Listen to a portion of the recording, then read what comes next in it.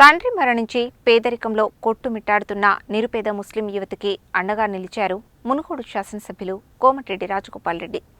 ఆమె వివాహానికి ఆర్థిక సహాయం అందించి మరోసారి తన ఔదార్యాన్ని చాటుకున్నారు.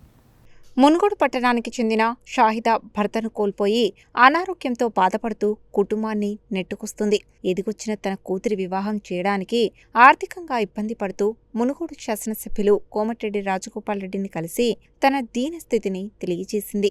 దీంతో వెంటనే స్పందించిన ఎమ్మెల్యే రాజగోపాల్ రెడ్డి కోమటిరెడ్డి సుశీలమ్మ ఫౌండేషన్ ద్వారా 1 లక్ష రూపాయలు ఆర్థిక సహాయం చేస్తానని హామీ ఇచ్చారు. ఇచ్చిన హామీ మేరకు గురువారం 1 లక్ష రూపాయల చెక్కును మునుగోడు పట్టణ నాయకుల ద్వారా పెళ్లికూతురుకు అందించారు.